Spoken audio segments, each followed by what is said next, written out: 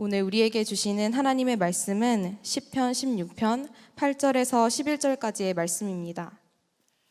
내가 여호와를 항상 내 앞에 모시며 그가 나의 오른쪽에 계심으로 내가 흔들리지 아니하리로다. 이러므로 나의 마음이 기쁘고 나의 영도 즐거워하며 내 육체도 안전히 살리니 이는 주께서 내 영혼을 수월에 버리지 아니하시며 주의 거룩한 자를 멸망시키지 않으실 것임이니이다. 주께서 생명의 길을 내게 보이시리니 주의 앞에는 충만한 기쁨이 있고 주의 오른쪽에는 영원한 즐거움이 있나이다. 젊은이 교회에 이제 처음 하는 위드 지저스 데이 참여한 여러분들을 진심으로 축복합니다. 국민일보에서 3년 전인가요? 한번 기독 청년들 설문조사한 내용을 발표한 걸 읽은 적이 있습니다. 그때 어느 청년이 그런 말을 했습니다. 예수님 없이는 살 수 없겠지만 예수님만으로 살 수도 없습니다. 그런 참 묘한 말을 했습니다. 예수님 없이는 살 수 없지만 그렇다고 예수님만으로 살 수도 없다. 이것이 지금 현재 우리 한국교회 기독 청년들의 민낯이라고 생각이 듭니다. 예수님을 안 믿는 건 아니지만 예수님만 믿고 살 수는 없다. 그런 자신은 없다. 예수님 한 분이면 충분하다. 이런 고백은 안 된다. 그런 거죠. 그래서 예수님 믿는 청년이 꽤 많은데 지금 그런데 실제로 예수님 믿는 청년 찾아보기가 의외로 어렵게 느껴지는 이유, 가만히 물어보면 회사나 학교나 예수님을 믿는 사람을 물어보면 있기는 있어요. 또 상당히 있어요. 그런데 얼핏 보면 전혀 없는 것 같아요. 예수님을 믿지만 그 예수님을 믿는 것이 전혀 바깥으로 사람들에게 드러나지 못하는 겁니다. 우리가 예수님을 믿는 것을 예수님의 성육신, 하나님이 사람이 되셨다. 엄청난 믿음이에요. 또 예수님이 우리를 위해서 십자가에 달려 우리를 위해 대속 제물이 되어 주셨다. 예수님의 속죄의 십자가의 사건을 믿는 것, 이것도 엄청난 일입니다. 예수님이 죽었다가 사흘 만에 부활하셨다. 예수님의 부활을 믿는 것도 이것도 엄청난 일입니다. 예수님이 다시 재림에 오신다. 이 재림신앙도 엄청난 일이에요. 여러분들 중에는 이 네 가지 중요한 이 교리적인 지식을 다 가지고 있는 분들이 상당히 있으실 겁니다. 예수 믿는 사람이죠. 근데 여기에 한 가지가 분명해야 합니다. 성육신도 믿어야 되고 십자가의 구속의 은혜, 예수님의 부활, 예수님의 재림 다 분명히 믿어야 하지만 결정적인 것은 그 주님이 지금 내 안에 계시다. 내 안에 거하고 계시다. 여기까지가 믿어져야 예수님을 진짜 믿는 거예요. 예수님을 교리적으로만 믿으려면 성육신, 주님의 십자가의 속죄, 부활, 예수님의 재림 다 믿을 수 있어요. 그런데 인격적으로 주님을 만나고 그래서 주님 안에서 변화된 거듭난 삶은 결정적으로 어디서 오냐면 그 예수님이 지금 내 안에 거하시고 내 생명이 되셨다. 이게 결정적인 거예요. With Jesus, 예수님과 동행하는 삶을 살자. 바로 거기에 초점이 있는 겁니다. 여러분들이 예수님을 내 안에 계시고 그래서 내가 그렇게 주님과 동행하고 있다는 것이 실제로 믿어지지 않으면 아직 정확하게 예수님을 믿는 게 아니에요. 잘못하면 주여 주여 이렇게 주님을 부르기만 했지 정작 주님 앞에 섰을 때 나 너 도무지 알지 못한다. 이렇게 될 수도 있는 겁니다. 예수님이 내 안에 거하시고 그래서 주님과 함께 동행하는 삶을 사는 사람에게는 그게 전혀 두려운 문제가 아니에요. 실제로 내 안에 계시고 내가 주님과 동행했는데 뭘 주님 만나 뵐 때 내가 너를 모른다 이렇게 말을 하실 리가 없는 거죠. 여기서 아는 거예요. 내가 마지막 주님 앞에 설 때 주님이 나를 아실까? 여기서 결정나는 거예요. 여러분 안에 계시는 주님을 알아야 비로소 예수님을 정말 믿게 되는 거고 그때부터 비로소 삶의 변화라는 게 일어나게 되는 겁니다. 예수 믿으니까 삶이 변한 거예요. 직장에서, 학교에서 주변 사람들이 모를 수가 없어요. 쟤는 참 이상해, 특별해, 이런 말이라도 듣게 되는 겁니다. 너 정말 이상하다, 너는 진짜 예수 믿는 사람 같아, 이런 말을 듣는 거예요. 가족들에게, 친구들에게, 직장에서, 학교에서. 야, 나 예수 믿는 사람 많이 봤지만 너는 좀 특별한 것 같아. 그게 어디서 차이가 나는 거죠? 예수님이 내 안에 거하시는 것이 정말 믿어지고 그렇게 주님과 함께 동행하는 삶에서 오는 거예요. 시편 16편은 다윗이 굉장히 어려울 때 쓴 시입니다. 말할 수 없이 어려울 때. 근데 이 시편 16편에 보면 다윗이 그렇게 어려운 형편 속에서 하나님이 늘 함께 계심을 그가 믿는다고 고백을 하고 있어요. 하나님이 함께 계심을. 그렇기 때문에 그는 낙심하지 않는다는 거예요. 8절에 보면 내가 여호와를 항상 내 앞에 모시며. 여러분, 이 믿음이 우리가 오늘 주목해 볼 믿음이에요. 하나님을 항상 내 앞에 모시며 그가 나의 오른편에 계심으로 내가 흔들리지 아니하리로다. 여러분, 이 두 가지는 같이 가야 되는 거예요. 하나님이 나와 항상 함께 계시고 그래서 나는 흔들리지 않는 거예요. 이 중에 하나가 아니라면 나머지도 아닌 거예요. 내가 흔들리고 있어요. 생활에 흔들리고 믿음이 흔들리고 아주 뚜렷하게 지금 흔들리고 있어요. 그러면 하나님이 나와 함께 계심을 믿지 못하고 있는 겁니다. 하나님이 나와 함께 계시는 걸 믿는데요, 그런데 나는 삶이 흔들리고 있어요. 그 믿는 게 거짓인 거예요. 둘은 같이 가는 거예요. 다윗이 그가 나의 오른쪽에 계심으로 이렇게 고백할 수 있었기 때문에 죽음의 위기에서도 그는 기쁨이 충만하다고 고백합니다. 9절에 보면 이러므로 나의 마음이 기쁘고 나의 영도 즐거워하며 내 육체도 안전히 살리니. 요 9절만 읽으면 다윗의 형편이 아주 좋은 때 말하는 것 같아요. 지금 다윗이 죽음의 위기 앞에 있는 거예요. 여러분, 우리가 예수님을 믿으면 이렇게 믿자는 거예요. 예수님을 믿으면 정말 삶의 위기 가운데 말할 수 없는 어떤 좌절의 순간에도, 그 순간에도 내 마음의 심령에는 기쁨이 일어나고 흔들리지 않고, 그리고 얼마든지 그런 상황에서 주님과 동행하는 삶을 사는 게 예수 믿는 진짜 복인데, 우리가 제발 그렇게 누리고 살아보자고 이렇게 예수 동행 운동을 하는 겁니다. 다윗이 이렇게 믿었다는 것은 다윗이 부모님 때문에 하나님 믿은 사람이 아니라는 겁니다. 친구 때문에 하나님 믿은 거 아니라는 거예요. 그냥 설교 듣고 하나님 믿는 믿음이 아니었다는 거예요. 다윗은 진짜 하나님을 만났고 알았고 하나님과 동행했다는 뜻입니다. 그렇지 않으면 이렇게 될 수가 없어요. 하나님이 항상 내 앞에 계시고 그리고 나는 흔들리지 않는다. 이런 믿음은 실제로 주님이 나와 함께 계시는 것을 정말 믿고 그걸 아는 사람에게나 가능한 일입니다. 다윗이 하나님 나의 오른쪽에 계시다, 내 앞에 계시다, 그렇게 고백을 했는데 우리는요, 하나님은 내 안에 계시다, 그렇게 고백합니다. 그러니까 여러분이 다윗의 믿음보다 더 엄청난 믿음을 가지고 있는 겁니다. 다윗은 주님이 내 안에 계시다는 표현을 안 했어요.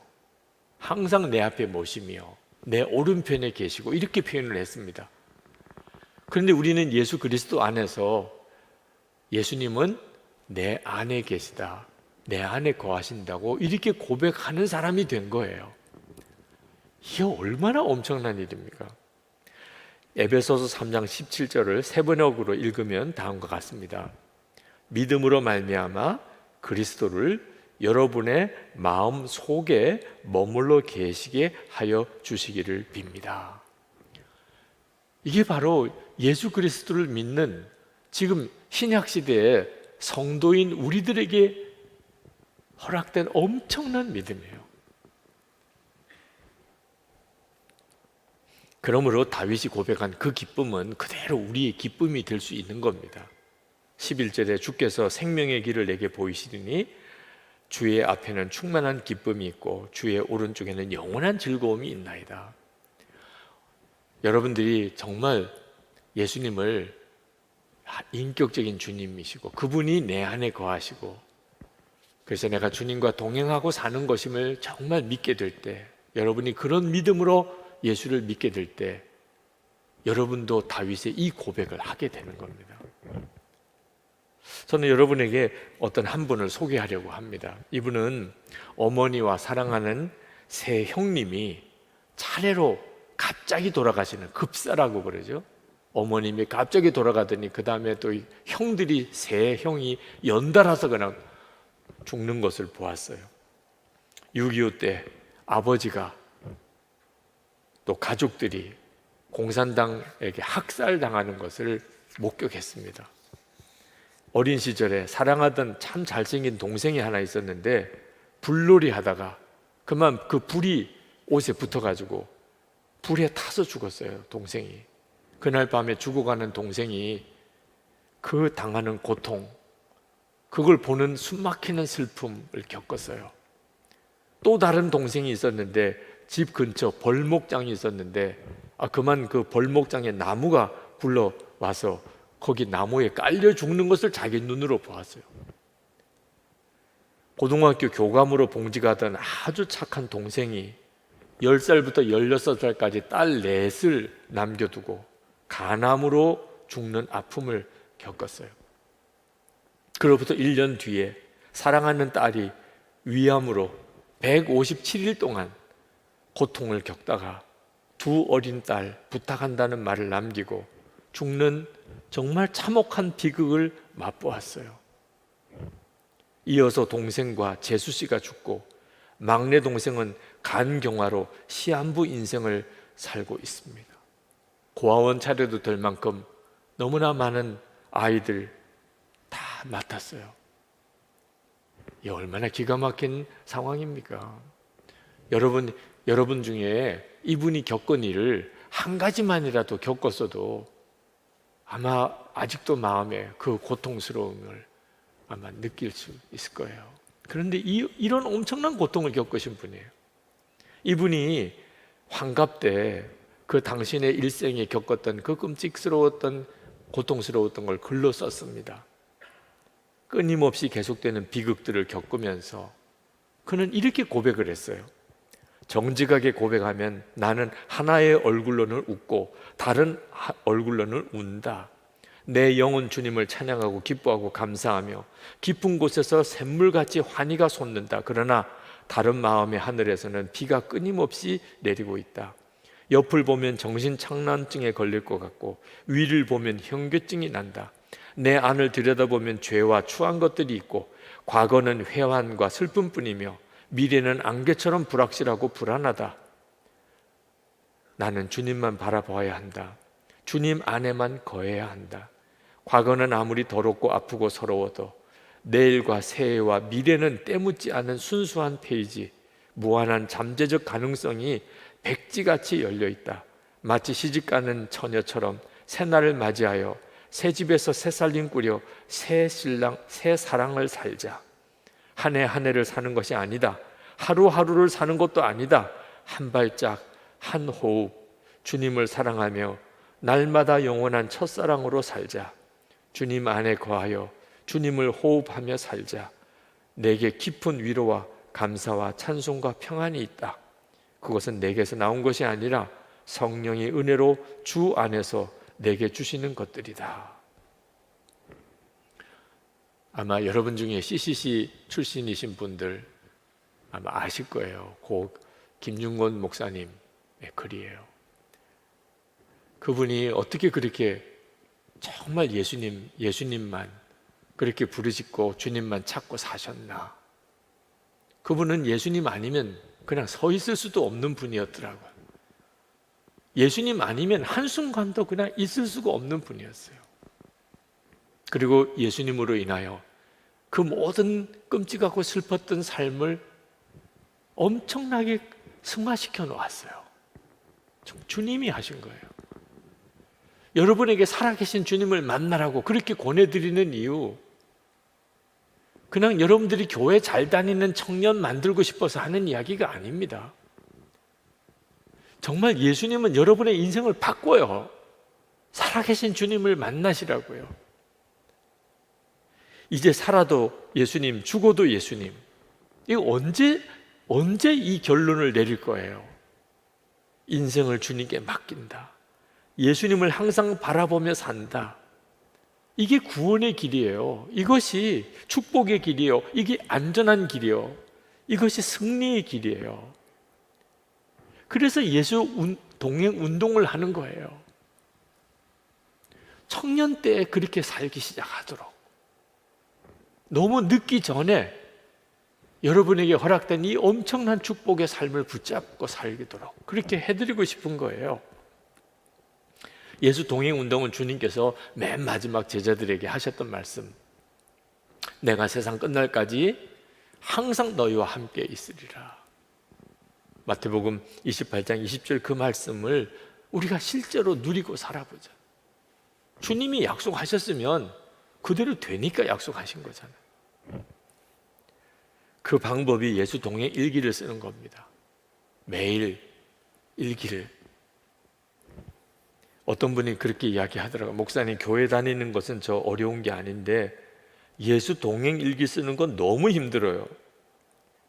아주 저를 좌절시키려고 작정한 말을 하더라고요. 교회 다니는 건 괜찮은데 예수 동행 일기 쓰는 게 너무 힘들대. 여러분 중에도 아멘 소리가 나올까 봐 좀 걱정을 했습니다. 여러분도 아마 그런 생각 하시는 분도 있을 거예요. 몰라서 그런 거예요. 예수님과 친밀히 동행하는 게 얼마나 좋은 건지를 모르니까 동행일기 쓰는 게 힘들다, 부담된다, 잘 안 된다 그러는 거예요. 여러분이 진짜 예수님을 만나고 싶고 예수님 아니면 도무지 살 수가 없어요. 그런 갈망이 여러분에게 일어나면 일기가, 그게 뭐 힘들어요. 아니, 저녁에 오늘 주님과 얼마나 내가 동행했는지, 어떻게 주님을 바라보았는지 그냥 기록하고 자는 것뿐인데, 세상에 그게 뭐 그렇게 죽을 노릇이고 뭐가 그렇게 안 되는 일이냐 말입니다. 아직도 결론이 안 난 거예요. 예수님으로 인하여만 내 인생은 살 수 있다. 내 인생은 내가 생각하기도 너무 초라해. 아니라니까요. 김중구 목사님 보셨잖아요.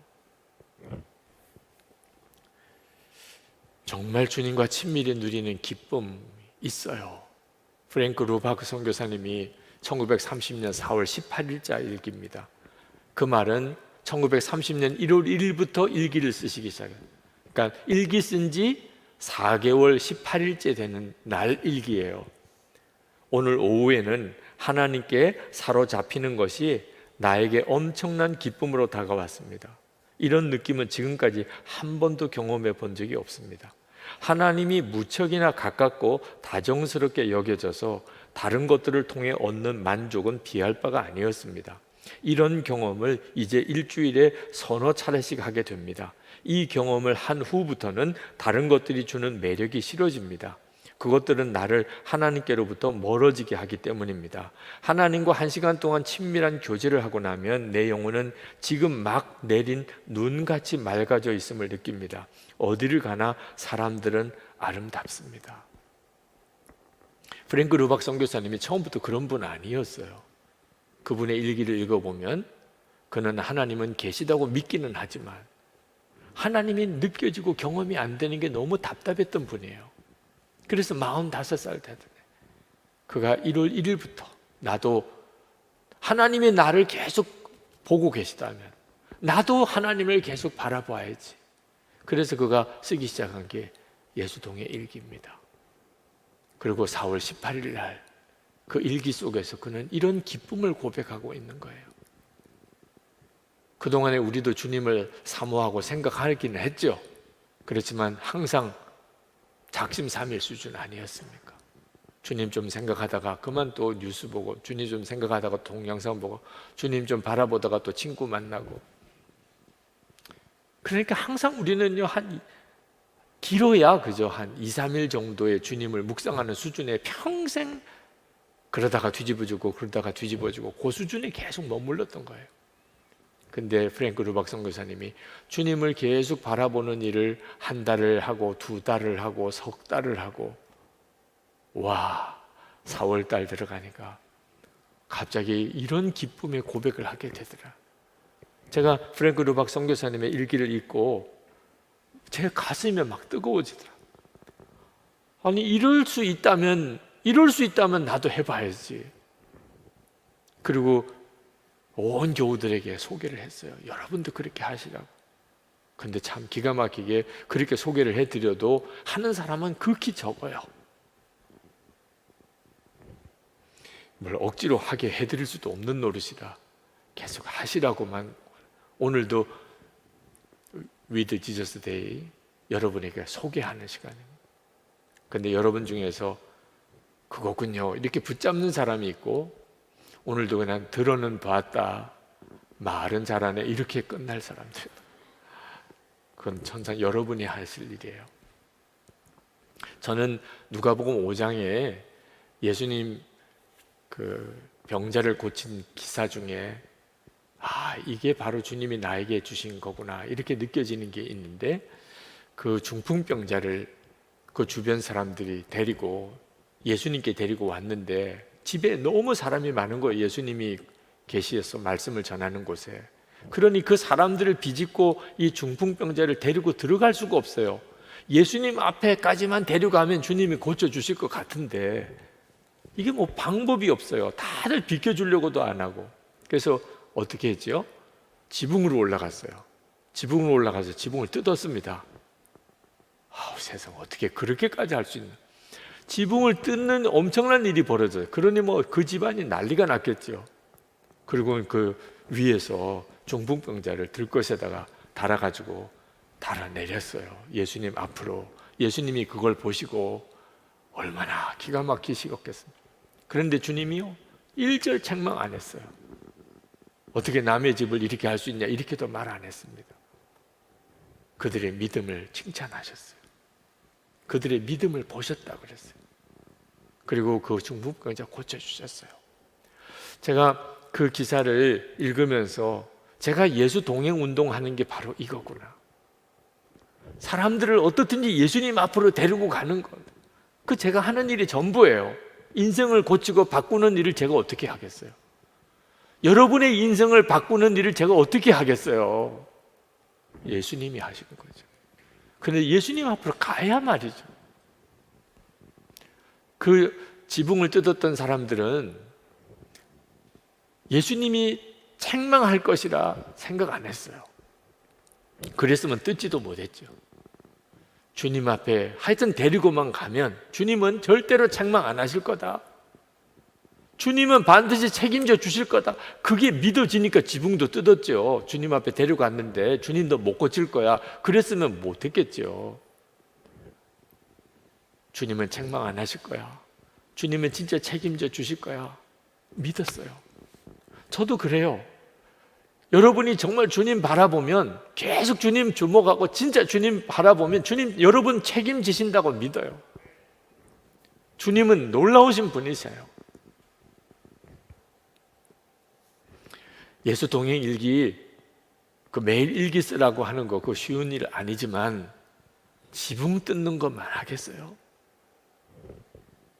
제 생각에 그동안에 내가 이렇게 교인들에게 부담스럽게 하면 되겠나, 그렇게 힘들대는데 이거 계속 해야 되나, 그러다가 지붕도 뜯었는데 주님께 앞으로 데려가기 위해서 지붕도 뜯었는데 예수 동행 일기 쓰라고 하는 거 이 정도는 아무것도 아니잖아.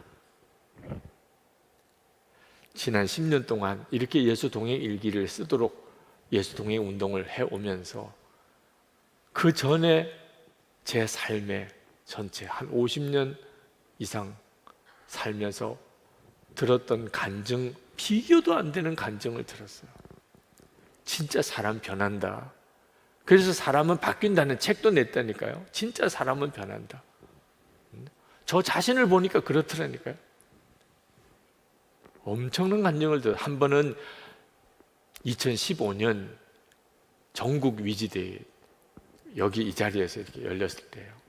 그때 어떤 분이 이 자리에 참석을 했는데 위지데이 때 행사인 줄 알고 오신 분이 아니었습니다. 그분은 속초에 사시는 분인데 아내가 아주 중한 병에 들어서 서울의 병원에 입원을 하셨어요. 아마 삼성병원인 것 같습니다. 근데 주말에만 와서 병원에서 아내를 보고 그리고 이제 다시 돌아가는 그런 삶을 사셨어요. 속초에서 이제 생업을 있으니까. 근데 그날 이제 아내 보려고 오다가 그만 요 근처에서 차가 길을 잃었어요. 복잡하잖아요. 그죠? 우리 교회 주변에.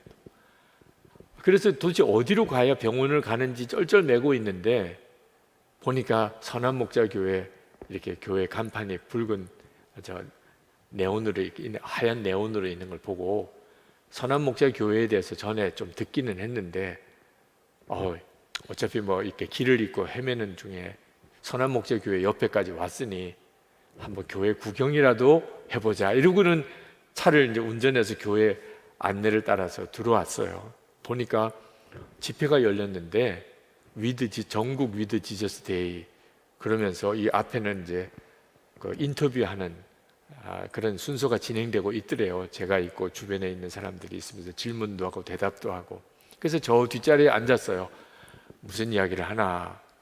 근데 자기도 모르게 그냥 눈물이 그렇게 쏟아지더래요. 주님과 동행하는 이야기, 동행에 있던 사람들의 간증, 그런 이야기를 뒤에서 이렇게 듣는데 갑자기 그렇게 눈물이 쏟아지더래요. 그러면서 마음에 주님이 말씀하시는 것 같으더래요. 너는 혼자가 아니다. 그 말씀을 그날 들었대요. 너는 혼자가 아니야. 사실 아내가 병원에 입원을 그 아내가 상태가 많이 위중합니다. 그렇지만 아내 앞에서 걱정스러운 얼굴을 할 수가 없잖아요. 환자인데 거의 괜찮은 것처럼 아무렇지도 않은 것처럼 아우 당신 걱정하지 마. 이제 곧 당신 쾌유할 거야. 그렇지만 마음에는 걱정이 되죠. 아내가 이게 잘 고침을 받아야 되는데 아내가 정말 살아날 수 있을까? 교회에서 주변에서 아내가 병원에 서울에 입원을 했대고 혼자 지내신다는데 어떻게 지내세요? 이렇게 늘 사람들이 관심을 가지면 괜찮아요 괜찮아요 혼자 지내면서 잘 해먹고 지내요. 목사님에게도 교인들에게도 뭐 전혀 아무렇지도 않아 오히려 유쾌하게 농담도 하고 뭐 왜? 그 다른 사람들이 괜히 걱정하는 그런 사람 되는 게 싫고 또 자기 처지가 이렇게 힘든 것 누구에게 또 이렇게 알리고 싶지도 않고 전혀 아무렇지도 않은 척. 그렇지만 자기 마음속에 괜찮은 게 아니었어요. 괜찮은 척 하는 거지. 그때 너는 혼자가 아니야. 그 말씀이 꽉 들려오는데 그때부터 너무너무 울기 시작한 거예요. 너는 혼자가 아니다. 내가 너와 함께 하잖아.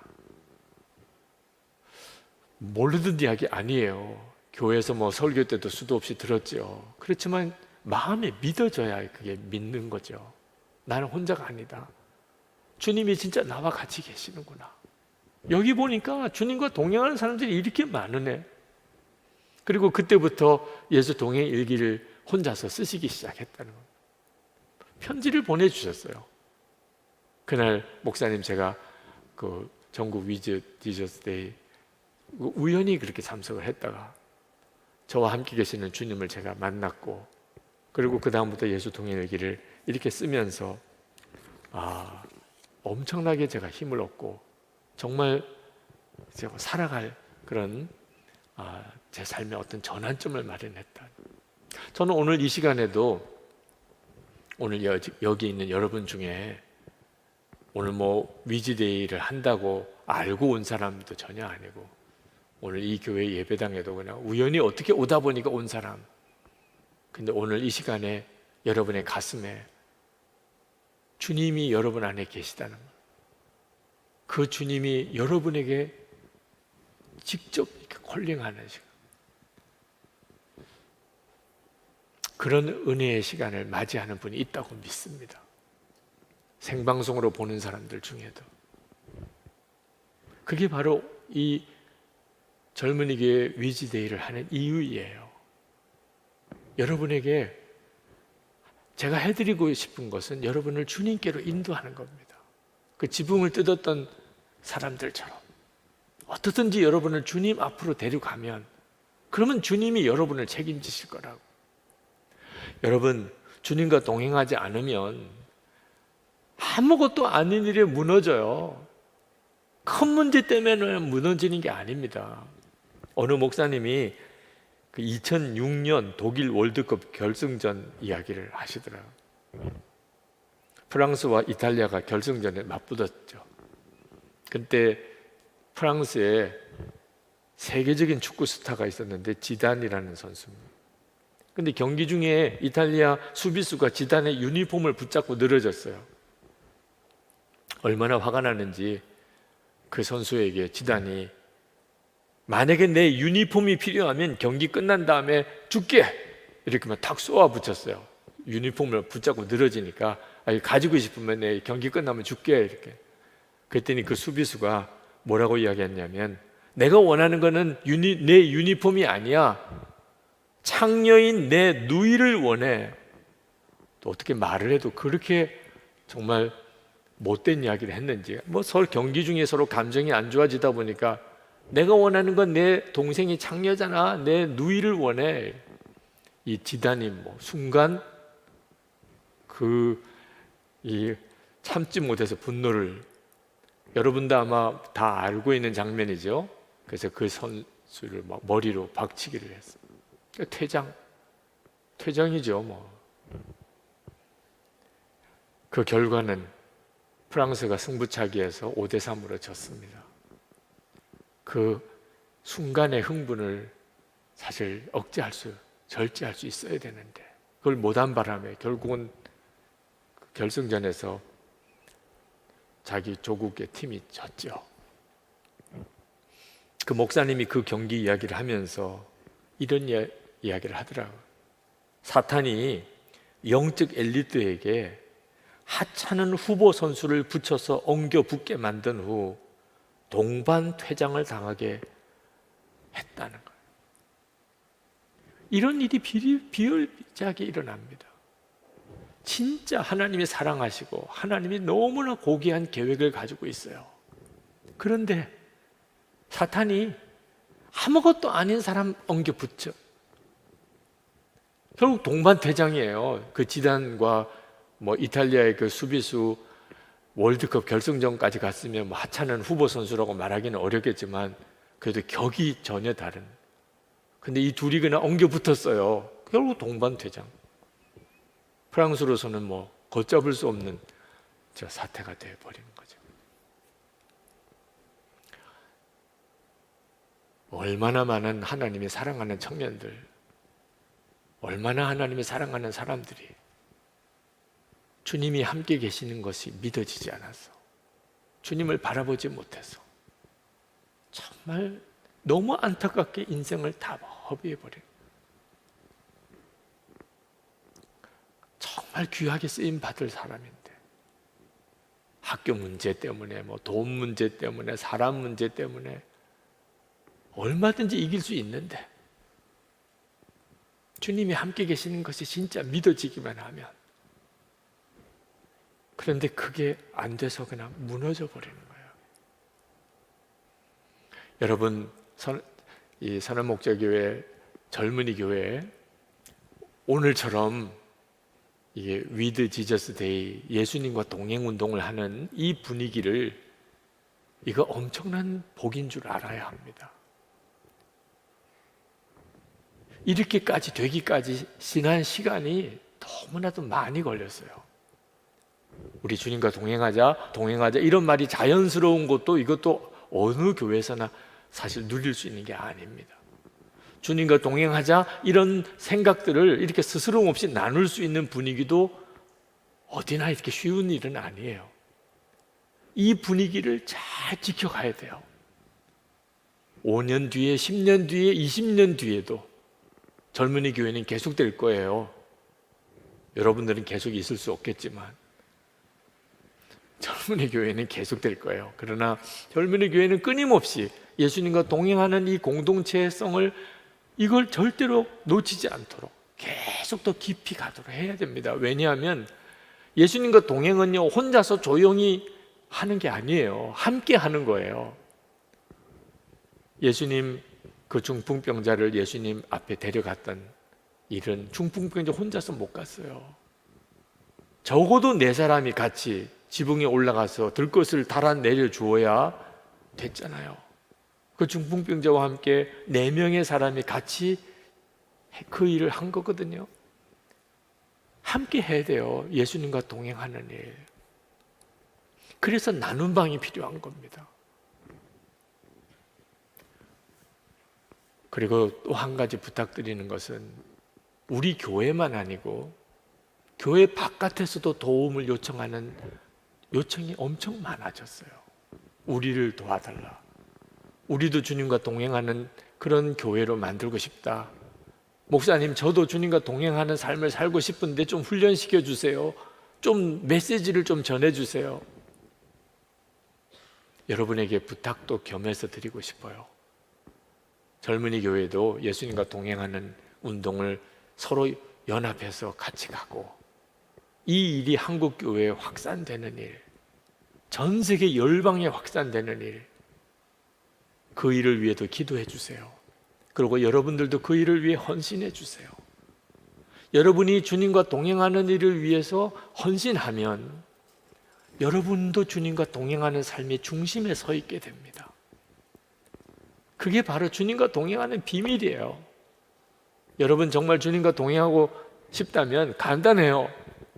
주님과 동행하는 일의 중심에 서 보면 돼요. 나눔 방장하는 거예요. 하여튼 주변 사람들에게 다 광고하고 알리는 거예요. 나 예수님과 동행하고 매일 일기 쓰게 됐다. 혹시 나 일기 안 쓰면 밥 주지 마. 엄마, 나 일기 안 쓰면 밥 주지 마. 여러분 회사 사장한테 가서 저 예수 동행일기 안 쓰면 그날로 회사 자르세요. 네. 저는 사람도 아닙니다.